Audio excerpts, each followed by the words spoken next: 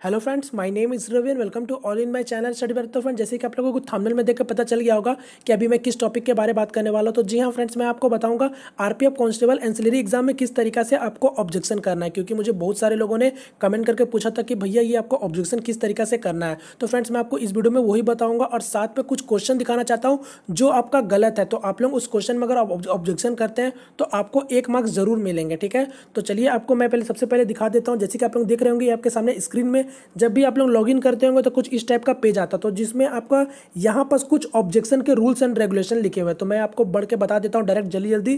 तो देखिए, इसमें कुछ खास नहीं लिखा हुआ, इतना लिखा हुआ है कि आपका 11 तारीख को आंसर की रिलीज किया गया था और 14 तारीख लास्ट डेट है। ठीक है, याद रखिए 14 तारीख लास्ट डेट है। 14 तारीख के बाद आप अपना आंसर की को दोबारा नहीं देख सकते हैं, याद कर लीजिए इस चीज को। ठीक है, अब इसी बीच में आपको ऑब्जेक्शन भी करना है, और ऑब्जेक्शन में क्या करना है मैं आपको बता चुका था कल की वीडियो में कि अगर आपको कोई क्वेश्चन लगता है कि आपका सही है और आपका आयोग द्वारा गलत कर दिया गया फ्रेंड्स, तो आप उस क्वेश्चन में ऑब्जेक्शन कर सकते हैं और आपको इसके लिए 50 रुपये पे करना। जैसे कि आपको मैं दिखा देता हूं साफ साफ, यहाँ पास आप देखेंगे तो देखिए लिखा हुआ 50 रुपये आपको पे करने होंगे पर ऑब्जेक्शन के।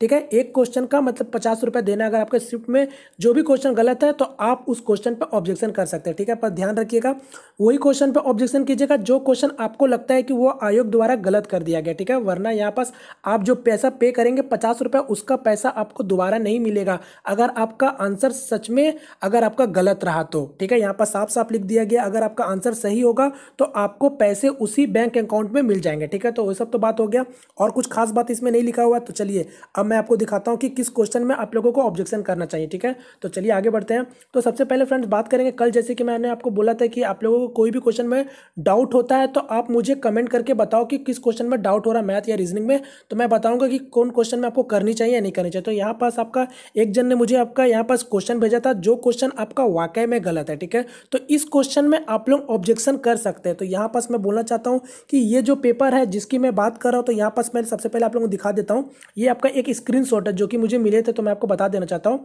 तो यहाँ पास आप देख सकते हैं क्वेश्चन कुछ इस टाइप से है। तो उनका हिंदी और कोई एक और लैंग्वेज है जहाँ क्या दिख रहा होगा आपको। यहाँ पास आपका इंग्लिश में तो एक नॉर्मल डिफॉल्ट लैंग्वेज में है और ये एक आपका कुछ भी लैंग्वेज होगा उनका रीजनल लैंग्वेज।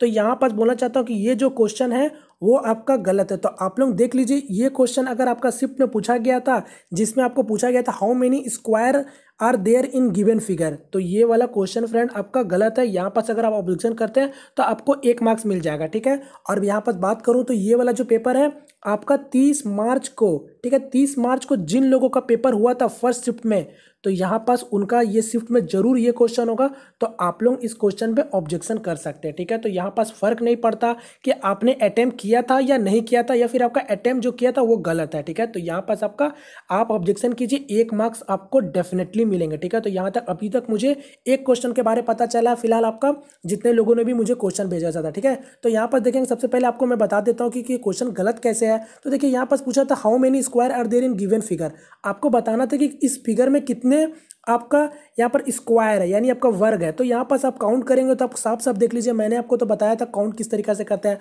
तो यहाँ देखिए एक आपको दिखेगा, 2 दिखेगा, यहाँ देखिए 3 4 5, देखिए एक काम कीजिए, इसको मैंने कैसे बताया था। देखिए सबसे पहले वर्ग गिनना है, वर्ग गिनने में आप देख लीजिए सबसे पहले कितने कितने साइज का वर्ग है। तो सबसे छोटा वर्ग आपको दिख रहा होगा, एक सबसे छोटा वर्ग है जो कि यहाँ पास है। फिर उससे बड़ा वर्ग यहाँ देख लीजिए, ये आपको बड़ा दिख रहा होगा, और फिर उससे बड़ा वर्ग देखेंगे तो यहाँ भी आपको दिख रहा होगा। तो एक और बड़े साइज का वर्ग है यहाँ पास, ये हो गया, और सबसे बड़ा वर्ग ये वाला। तो यानी आपको टोटल 4 टाइप के वर्ग आपको दिख रहे हैं। ठीक है, तो यहाँ पास अगर आप कंफ्यूज ना हो तो इस तरीका से आप कर सकते हैं। ठीक है, इसमें आप कभी भी कंफ्यूजन नहीं होगा और आपका 100% आंसर आपका आएगा भी और सही भी होगा। तो यहाँ देखेंगे सबसे छोटा वर्ग कितना है, तो देखिए 1 2 3 4 5 6 7 8 9 10, तो टोटल छोटा वर्ग कितना है 10। और फिर उससे बड़ा वाला देखेंगे तो यहाँ देखिए 1 यहाँ हो गया, 2 यहाँ हो गया, 3 यहाँ हो गया, 4 यहाँ हो गया, 5 यहाँ हो गया। ठीक है, टोटल कितना हो गया 5। अब उससे बड़ा देखेंगे तो ये देखिए 1 यहाँ हो गया, दिख रहा होगा, 1 यहाँ हो गया और 2 यहाँ हो गया, तो ये कितना हो गया मेरा टोटल 2 हो गया। अब सबसे बड़ा वर्ग तो आपको दिख ही रहा होगा, मेन वर्ग ये आपका 1 स्क्वायर, तो 1 यहाँ हो गया। तो आप टोटल काउंट कर लीजिए कितना हो गया आपका, तो 10 5 15, अब 15 2 17 और 17 1 18, तो टोटल कितना हो गया मेरा 18 हो गया। तो अब यहाँ आप देखेंगे तो यहाँ पास आपको मैं दिखा देता हूँ आपका ऑप्शन में क्या क्या था। तो यहाँ देख सकते हैं आप ऑप्शन में कितना है, 12 है, 16 है, 15 है, 17 है। तो इसका आंसर क्या आ रहा है, 18 आ रहा है। ठीक है, ध्यान दीजिएगा 18 आ रहा है। तो यहाँ पास आप ऑब्जेक्शन कर सकते हैं। अभी उन लोगों का आंसर भी देखेंगे तो देखिए जिनका पेपर था उन्होंने अटेम्प्ट आपका मतलब उनने आपका उसने आपका ये डी नंबर ऑप्शन टिक मारा था, यानी आपका 17 नंबर मारा था। तो यहाँ पर 17 वर्ग नहीं है फिलहाल, ठीक है, 18 है। ठीक है, तो फर्क नहीं पड़ता। और उन लोगों का आयोग द्वारा आंसर है आपका 16। तो यहाँ पास आप लोग ऑब्जेक्शन कर सकते हैं। ठीक है, तो यहाँ पर जिन लोगों का पेपर 30 तारीख को फर्स्ट शिफ्ट में था तो देख लीजिएगा ये क्वेश्चन आपका पूछा गया था। और ये जरूरी नहीं फ्रेंड्स कि आपका 30 तारीख को सिर्फ फर्स्ट शिफ्ट में पूछा गया था, यहाँ पास क्वेश्चन भी रिपीट हो रहे थे। तो जिन लोगों को अगर नहीं पता तो मैं बता दूं, तो आप लोग चेक कर लीजिए। अगर आपका ये क्वेश्चन है तो यहाँ पास आपका ये वाला वर्ग वाला गलत है। ठीक है, यहाँ पास ऑब्जेक्शन किस तरीके से करना है तो मैं बताता हूँ। देखिए क्वेश्चन के पास में ही आपको लिखा होगा, आप लोग देखे होंगे क्वेश्चन के पास में ही आपको लिखा, कुछ खास नहीं करना है आपको। यहाँ पास क्वेश्चन के पास में ही लिखा हुआ रेज ऑब्जेक्शन, क्वेश्चन नंबर 5। तो यहाँ पास आपको क्लिक करना है। तो ये देखिए यहाँ देख लीजिए, अब जब आप ऑब्जेक्शन को क्लिक करेंगे, जैसे कि मैं आपको दिखा दे रहा हूँ, ये दूसरा क्वेश्चन है, ये कोई क्वेश्चन नहीं है। वहाँ पास मुझे स्क्रीनशॉट मिला था तो यहाँ पास मैं दिखा देता हूँ कि किस तरीका से करना है वही क्वेश्चन का। अब जब यहाँ क्लिक करेंगे तो आपको क्या क्या फिल करना है मैं आपको वो बता देता हूँ। ठीक है, इस क्वेश्चन में तो यहाँ पास आप देखेंगे, देखिए क्वेश्चन टाइप लिखा हुआ, जैसे आप इसको क्लिक करेंगे तो देखिए क्या लिखा हुआ आपका क्वेश्चन टाइप। तो यहाँ पर जैसे आप इसको टच करेंगे तो देखिए आपको कुछ इस तरीका से दिखा रहा होगा। यहाँ पास लिखा रहा है आपका पहला अगर देखेंगे पहला पॉइंट लिखा हुआ इनकरेक्ट एम्बिजियस क्वेश्चन। तो यहाँ पास आपका डायरेक्ट बोल दिया कि आपका क्या क्वेश्चन गलत है, आपको सेलेक्ट करना है। क्वेश्चन गलत है तो पहला में आपका क्वेश्चन तो गलत नहीं है, आपका प्रॉब्लम क्या था उस क्वेश्चन में, आपका आंसर 18 आ रहा जो कि आपका ऑप्शन में नहीं है। तो यहाँ पर देखिए इनकरेक्ट की, तो इनकरेक्ट की में क्या हो जाएगा, अगर आपको कोई ऑप्शन लगता है कि आपका जो 4 ऑप्शन में से कोई गलत है तो जाके आप इनकरेक्ट की कीजिएगा। ठीक है, फिर यहाँ पास आपका मल्टीपल की, यानी जब आपका 1 से 2 4 क्वेश्चन आपका लग रहा है ये 2 3 आंसर है, और तब जाके आप मल्टीपल की में चूज कीजिएगा। ऑल ऑप्शन आर करेक्ट, तो यहाँ पास आपको लगेगा 1 से 2 3 क्वेश्चन आपका सही है तो यहाँ पास आप ये कर सकते हैं। और लास्ट वाला में देखिए ऑल ऑप्शन आर रॉन्ग। ठीक है, आपका यहाँ पास क्या लिखा हुआ ऑल ऑप्शन आर रॉन्ग, तो ये वाला मेरा इस क्वेश्चन के लिए वैलिड होने वाला। ठीक है, क्योंकि वहाँ पास मेरा चारों ऑप्शन गलत था। तो अब जब इसको आप क्लिक करेंगे तो इसको सेलेक्ट कर लीजिएगा। अब यहाँ पास आपको क्या लिखा हुआ है, यहाँ पास एक्सप्लेनेशन देना है कि क्या गलत हुआ। ठीक है, जो कि आप देख सकते हैं, मैं आपको दिखा देता हूँ थोड़ा जूम करके। यहाँ देख लीजिए साफ साफ लिखा हुआ है एक्सप्लेनेशन। देखिए reference explanation should be in English language only, maximum allow length 200 character. यहाँ पर सिर्फ आपको इंग्लिश में ही आपको एक्सप्लेनेशन लिखना है। ठीक है, और आपको 200 वर्ड के यूज़ करना। तो यहाँ पास आपको कुछ खास नहीं लिखना है, इस क्वेश्चन में एक्सप्लेनेशन करना है जिसमें आपका उन लोगों को पता चले कि आंसर क्या होगा। तो यहाँ पास मैं क्या लिखूंगा उस क्वेश्चन का मैं आपको बता देता हूँ। तो देखिए यहाँ पास मैं लिख लेता हूँ, जो भी है आप अपना हिसाब से लिख सकते हैं, मगर मैं यहाँ पास मैं इस क्वेश्चन के लिए क्या लिखता हूँ देख लीजिए।